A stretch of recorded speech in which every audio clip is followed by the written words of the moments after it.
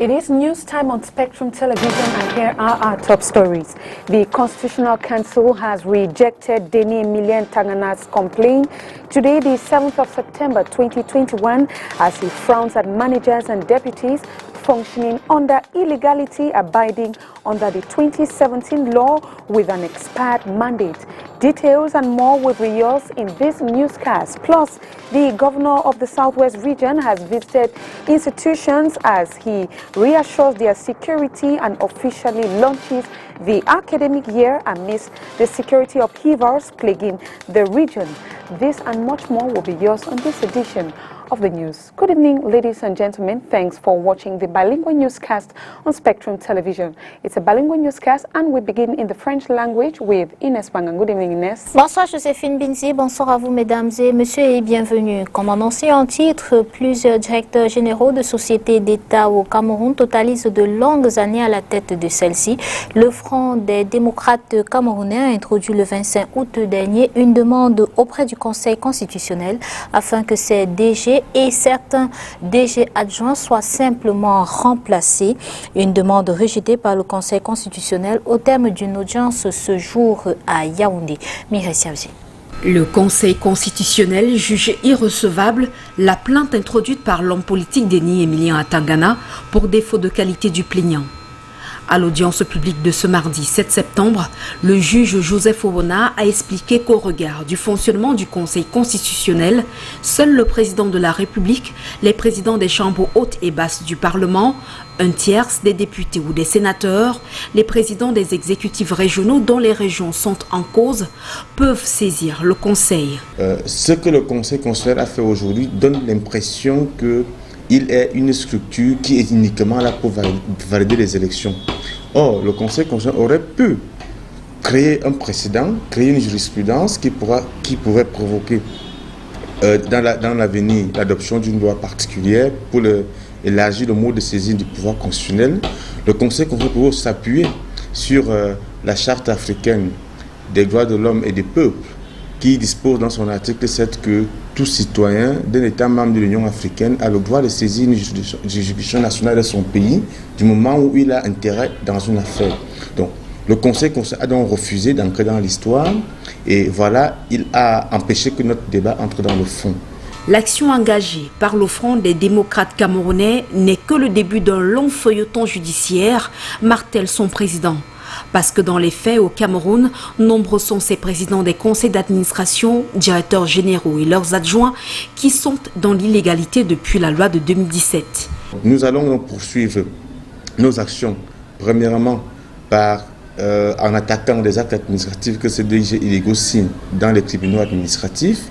Nous allons également porter plainte contre chacun individuellement devant le TCS, le tribunal spécial, pour détournement des deniers publics, parce que depuis tout ce qu'ils reçoivent comme salaire, comme indemnité, depuis qu'ils sont tombés dans l'illégalité, c'est des détournements des deniers publics. On ne sait pas en quelle qualité ils prennent cet argent. Donc le peuple camerounais ne peut pas continuer à accepter que des personnes dont les âges sont très avancés, que des personnes qui sont dans l'illégalité continuent de façon à se servir gracieusement et impunément sur le dos du contribuable avec des salaires incroyables. C'est le 25 août dernier que le Front des démocrates camerounais a introduit sa requête auprès du Conseil constitutionnel, invitant la dite institution juridique à sommer le président de la République et les conseils d'administration à mettre fin aux fonctions de 18 directeurs généraux et adjoints des entreprises publiques ayant expiré leur mandat de 9 ans selon la loi du 12 juillet 2017 sur les établissements publics. Une loi qui dispose que le président de la République nomme les directeurs généraux des sociétés publiques pour un mandat de 3 ans renouvelable 2 fois.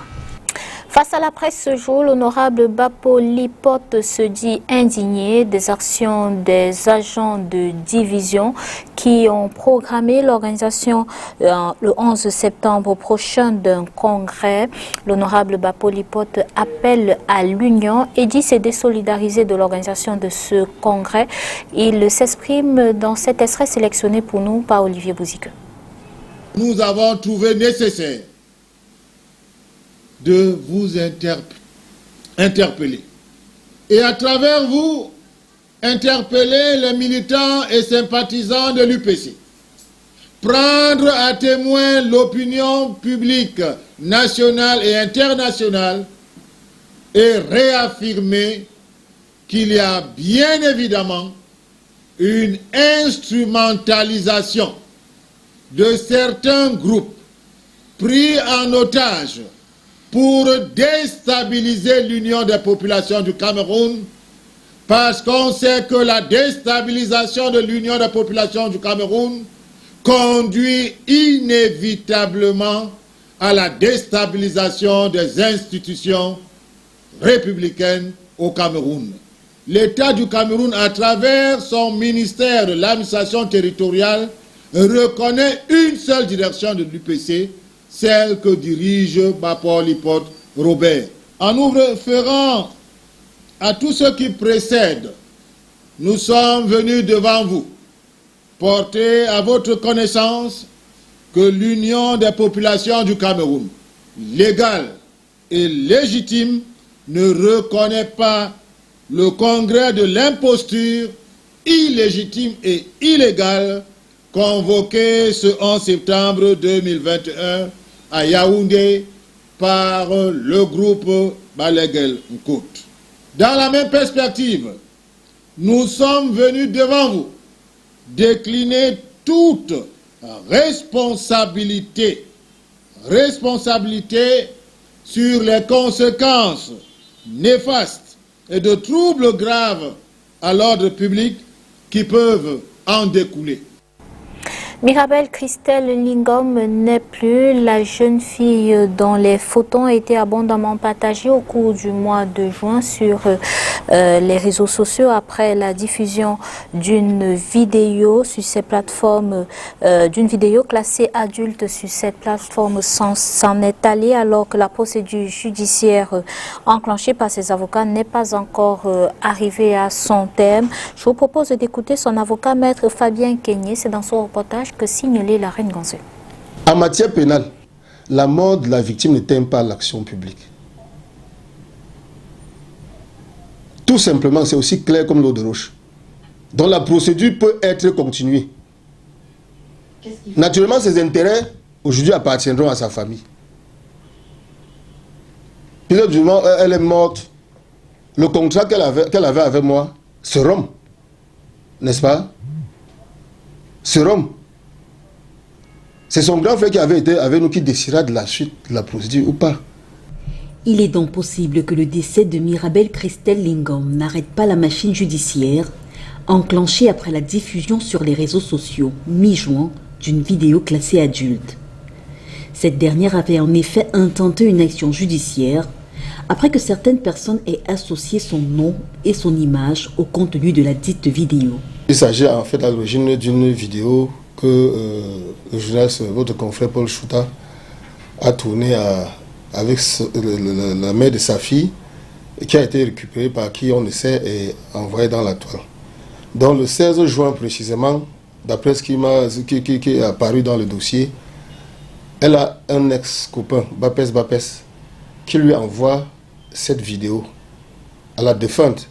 Et elle lui dit que c'est elle qui est dans la vidéo. Elle dit non mais tu blagues là. Par la suite, elle reçoit des messages de part et d'autre de toutes ces relations. On dit qu'on te voit dans une vidéo pornographique. Elle dit non, ça ne peut pas être possible, vous rigolez. Et finalement, elle se rend dans la toile et constate qu'un certain nombre de personnes partagent cette vidéo et dit que c'est elle qui est là-bas en action avec Paul Chouta. Elle dément fermement. Paul Chouta aussi. Puisque soit dit en passant, après son image a été jetée en pâture, elle a été par la suite violée. Et elle nous rapporte qu'on lui a dit ça va t'apprendre à te taire. Diffamation par voie électronique et viol contre X. C'est sous ces motifs que la jeune femme et ses avocats décident de saisir la justice camerounaise.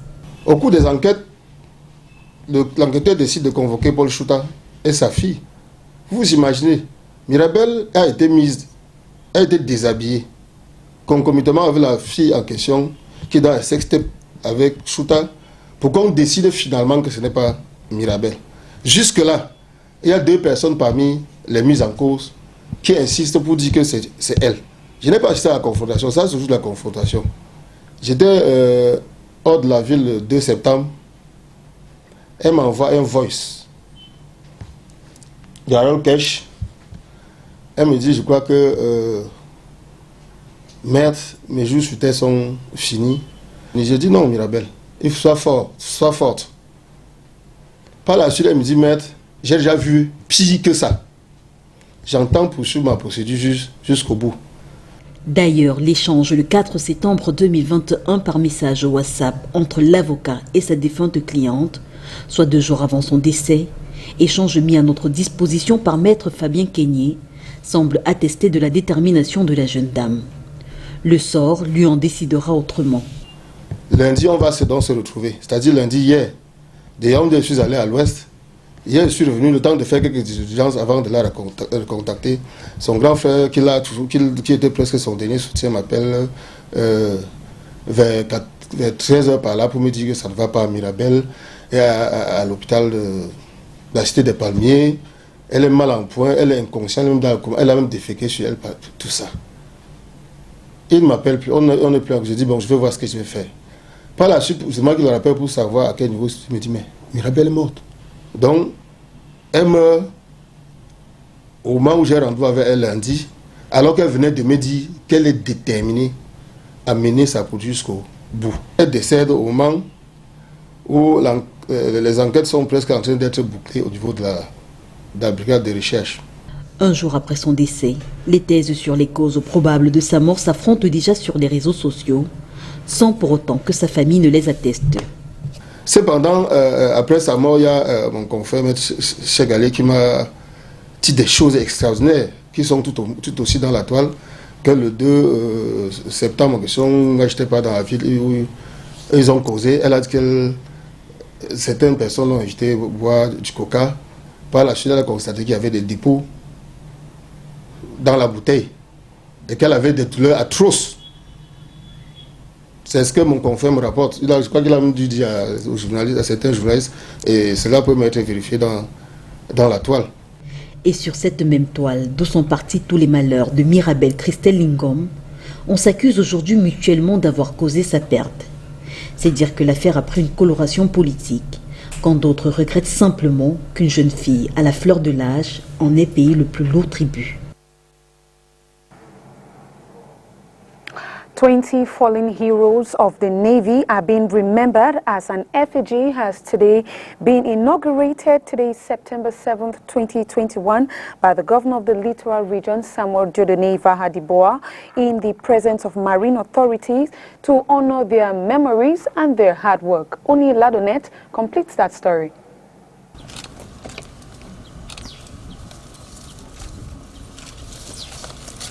"20 fallen heroes of the Douala Naval Base of the Navy now live through this statue." Ces militaires morts en défendant l'intégrité territoriale de notre pays. Ils sont morts armes à la main. Ils sont tombés. These officers died while defending the territorial integrity of our country.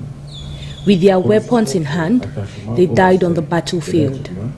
To all the generals, knowing your attachment and respect for humanity, you could not miss to pay homage to these deceased who live through this statue. Their names will forever be engraved here.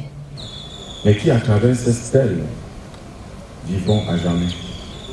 Leurs noms sont gravés en lettres d'or sur cette pierre où le drapeau de la République flotte à jamais.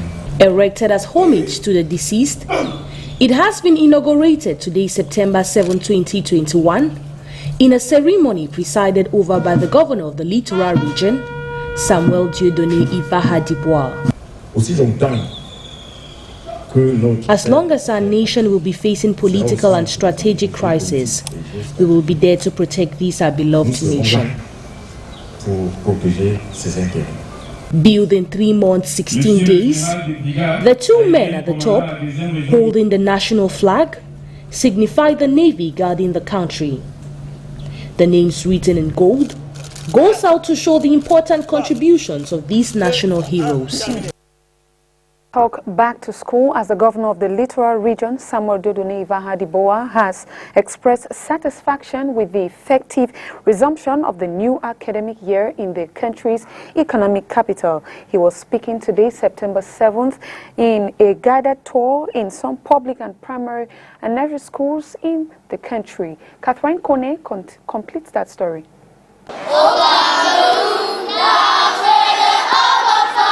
The 2020-2021 academic year in the Littoral Region kick-started on the right footing, with the governor of the Littoral Region, Samuel Dodone Ivaha-Diboah, visiting some nursery and primary institutions in the city.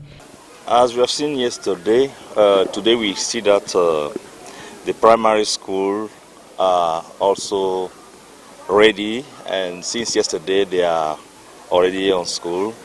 The resumptions of schools is effective in this division of Vori, and the same thing all over the Littoral Region. And we have seen that the parents and the teachers are conscious of what they have to do, and they have done a lot to make the pupils to come to school. And the rate of let me see, presence is a good one. We can say that every class we have pupils, and we want also the other one that are still waiting to home to come. But have a satisfaction globally. School resumptions is a reality here in the Littoral Region. The governor, who was on a guided tour in these public establishments, also noted with satisfaction the respect of COVID-19 barrier measures, as buckets of water and soap were stationed at the different campuses. First of all, the first security is the fighting against coronavirus. Measures are taken. The pupils are wearing masks, and I've seen in every entrance we have a bag of water with soap. They have to wash hands and to respect the other measures. Globally, we are satisfied, and the violence, we cannot say that is back to school, because we just have 2 days. We are going to see, but our forces of law are also surveying all over the place, and we can say that globally the situation is on control. While ending his tour, the Littoral boss encouraged the pupils to be disciplined and self-control and focus on their education, as they are seen as leaders of tomorrow.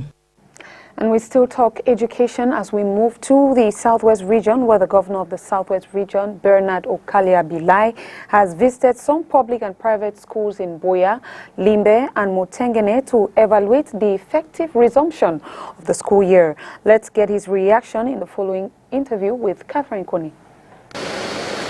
We went around, and you are with me, so we can say that for the first day, the situation is very, very encouraging. In Buea, the school we visited, public and private, we can say that the attendance is around 50%.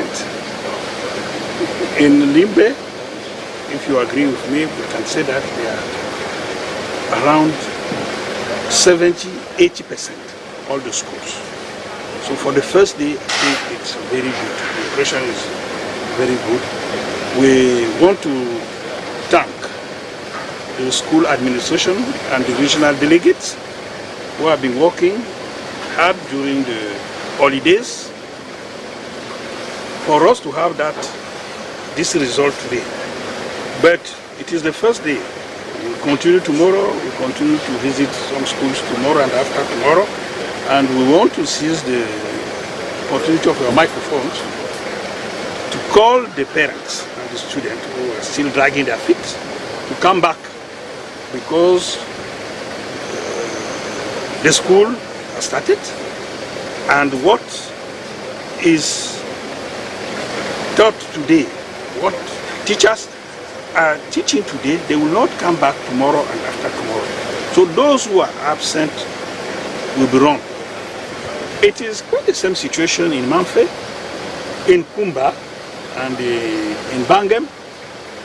The schools are open. Anjang. The schools are open. The teachers, the administration of schools are there. Parents, some parents accompany their children to school. As I said, I hope that tomorrow will be better, and by the end of the week, we have more students than what we have seen today. En culture, la 13e édition du Festival des musiques urbaines d'Anoumabo, en abrégé FEMUA, a débuté ce jour à Abidjan. Les équipes de Spectrum Television, constituées de Emmanuel Etibiu et Mireille Grace Amban, ont assisté à cette cérémonie d'ouverture en Côte d'Ivoire et ont sélectionné pour nous cette intervention du commissaire général du FEMUA, l'artiste Salif Traoré, plus connu sous le nom d'Azalfo, du groupe Magic System. C'est un immense honneur pour moi de prendre la parole ce matin pour remercier tout un chacun d'entre vous pour votre présence à Anoumabo ce matin. Je dirais enfin le FEMUA 13. Oui, le FEMUA 13. Cette édition, nous l'avons entendu. La crise pandémique nous a amenés à reporter ce FEMUA qui devait avoir lieu depuis 2013. Et à l'image du FEMUA, c'est toute la culture qui avait été impactée par cette pandémie. Aujourd'hui, nous avons le plaisir de relancer ce FEMUA qui pour moi caractérisera la reprise des actions culturelles, surtout du secteur de la musique en Côte d'Ivoire. Le FEMUA ne sera pas seulement un FEMUA de musique, il sera aussi un FEMUA de sensibilisation. Il sera un FEMUA qui va appeler cette jeunesse qui est encore réticente à se faire vacciner. FEMUA, ce festival qui a été créé pour contribuer au bien-être des populations, est aujourd'hui à sa 13e édition. Et tout le monde le sait aujourd'hui. Le FEMUA, au-delà d'être un festival musical, est un festival dont l'artère principale, dont la colonne vertébrale est le social. Cette 13e édition, parce qu'au cours de cette 13e édition, nous allons parler des valeurs qui unissent ces deux continents. C'est d'ailleurs pour ça, pour la première fois au FEMUA, vous verrez des artistes qui viendront d'Espagne, du Portugal, de la France et de tous les pays africains. Au total, 13 pays ont été invités pour ce festival. À l'étranger, Guinée-Conakry, 2 jours après le coup d'État perpétré par les forces spéciales d'élite, la situation est calme dans ce pays d'Afrique de l'Ouest. Hier, 6 septembre 2021, au cours d'une réunion convoquée par la junte militaire, des décisions ont été prises, entre autres des documents diplomatiques et véhicules de service retirés à certains membres du gouvernement d'Alpha Condé. Je rappelle, ce sont des décisions qui ont été prises au cours d'une rencontre convoquée hier par la junte militaire. Nous faisons le point avec Orient Donken. C'est dans le calme que la Guinée vit ce 2e jour après le coup d'État perpétré par la junte, dirigée par le lieutenant-colonel Mamadi Doumbouya. Ce dernier a d'ailleurs tenu hier 6 septembre 2021 une réunion avec les anciens dignitaires du président Alpha Condé. La dernière décision qui a été prise, c'est qu'il n'y a pas de sortie à l'extérieur du pays pour les anciens dignitaires d'Alpha Condé. C'est-à-dire ils ont leurs passeports, leurs documents diplomatiques ont tous été retirés et ils ont rendu leur voiture administrative et tout ce qu'ils ont en ce qui concerne donc ce que l'État leur a déjà donné. Donc après, il y a entre autres ce qui se dit, il va y avoir la libération de tous les prisonniers politiques qui ont été arrêtés en octobre 2020 après au lendemain donc des élections présidentielles donc en Guinée. Pour les Guinéens, c'est une lueur d'espoir qui brille sur leur pays. Alpha Condé a violé carrément la constitution. Il a briguer un troisième mandat, ce qui a été un mandat de trop donc, pour les observateurs, pour le peuple de Guinée, vu que lorsqu'il a pris le pouvoir en 2010, il s'est dit qu'il était le Mandela de la Guinée et il a promis de ne pas tripatuer la Constitution. Donc il a réussi à le faire. Il a décidé d'augmenter le prix du carburant, les sociétés et les entreprises de téléphonie qui sont en Guinée. Il a augmenté les taxes et après il y a eu même la diminution du salaire du fonctionnaire guinéen à 5% entre le mois de juillet et le mois d'août là. Donc 5% sur tous les fonctionnaires de la Guinée. Donc cela aussi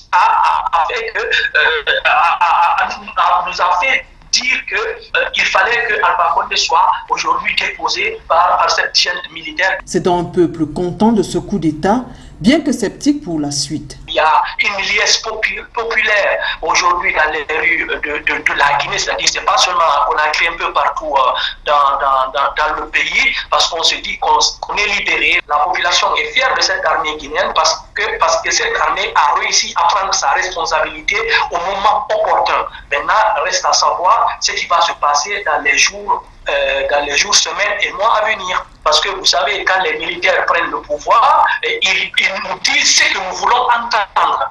Et après,